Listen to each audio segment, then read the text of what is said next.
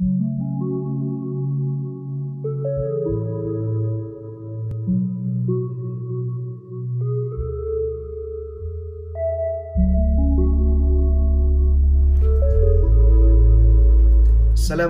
warahmatullahi wabarakatuh. Tuan-tuan muslimin muslimat, para pendengar yang dikasihi oleh Allah Subhanahu wa taala. Alhamdulillah, kita bersyukur kepada Allah Subhanahu wa taala pada hari ini masih lagi diberikan kesempatan untuk kita sama-sama meneruskan siri Al-Quran Sahabatku, dan insya-Allah kita akan teruskan lagi pada hari ini untuk siri yang ketiga bagi tajuk adab-adab membaca dan mendengar Al-Quran.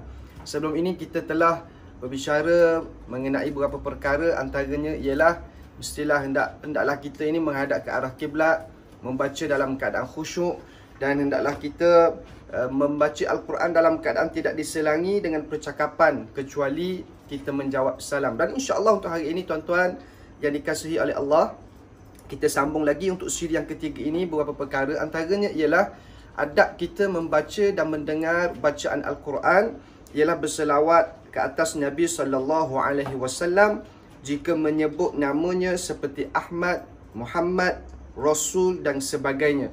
Kerana sabda Nabi SAW, "Man shalla alayya salatan, sallallahu alaihi biha ashra." Hadis ini diriwayatkan oleh Imam Muslim, yang bermaksud barang siapa yang berselawat ke atasku dengan sekali selawat, maka Allah akan berselawat ke atasnya 10 kali.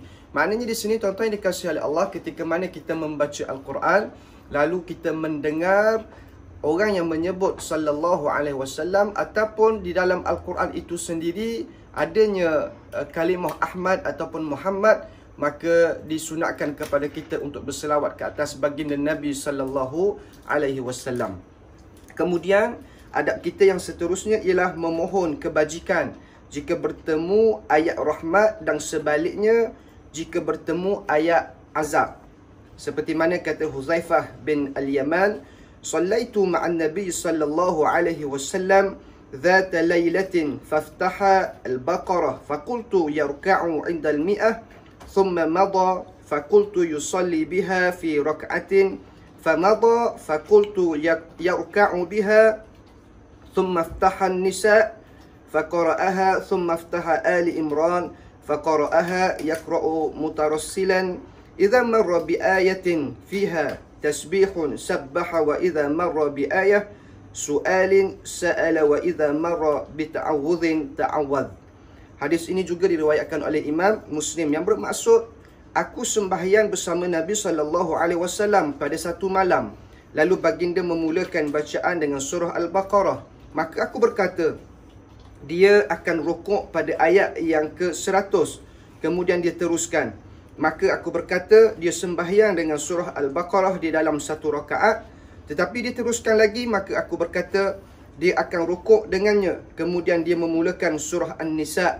Lalu dia membacanya. Seterusnya dia memulakan surah Ali Imran.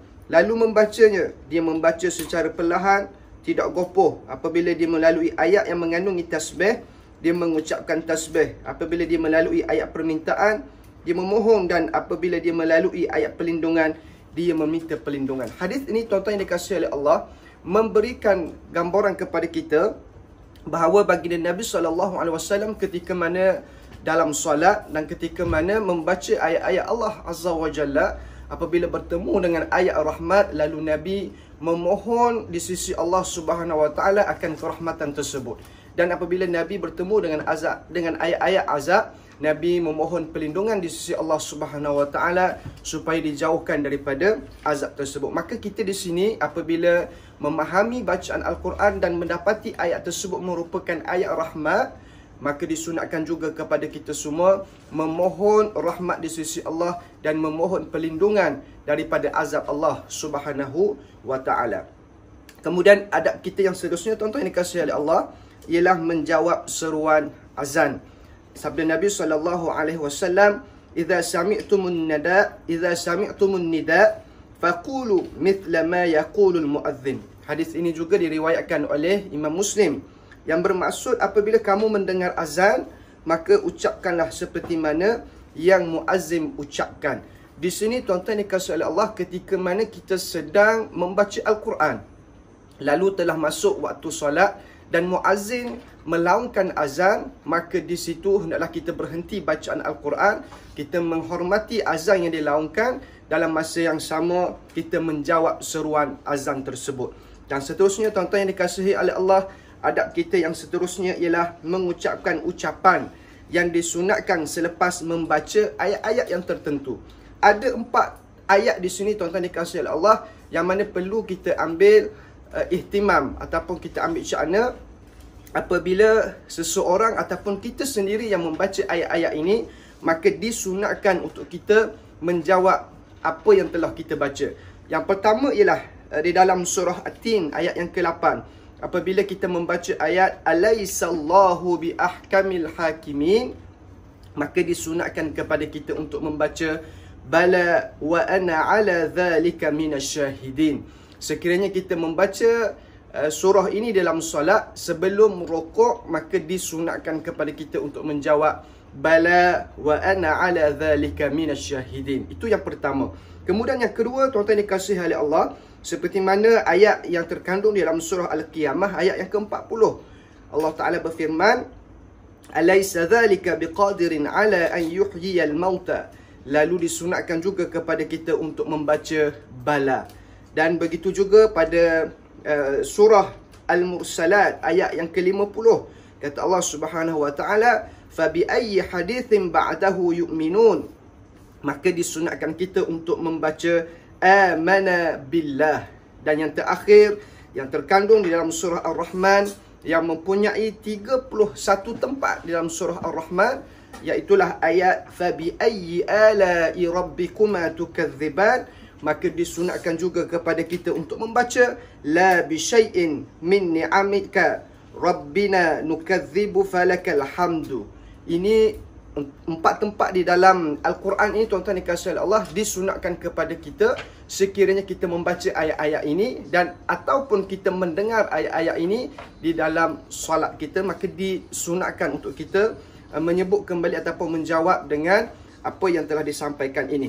Kemudian tuan-tuan dikasihi oleh Allah Subhanahu wa Ta'ala, hendaklah kita mengakhirkan bacaan Al-Quran kita ini dengan lafaz Sadaqallahul Azim, dan boleh juga ditambah dengan lafaz Wa balagha rasuluhun nabiyyul karim Wa hadha tanzilun min rabbil alamin Rabbana amanna bima anzalta wattaba'na ar-rasul faktubna minasyahidin. Ini satu lafaz yang panjang, kalau tuan-tuan boleh ingat, lagi bagus, lagi baik sebagai adab kita apabila kita membaca Al-Quran, dan diakhiri dengan Sadaqallahul Azim. Tuan-tuan yang dikasihi oleh Allah Subhanahu wa Ta'ala, kita telah sampai pada penghujung siri ini bagi tajuk adab membaca Al-Quran dan mendengar Al-Quran. Ada 17 perkara yang telah saya kongsikan, termasuk pada siri yang pertama dan juga siri yang kedua.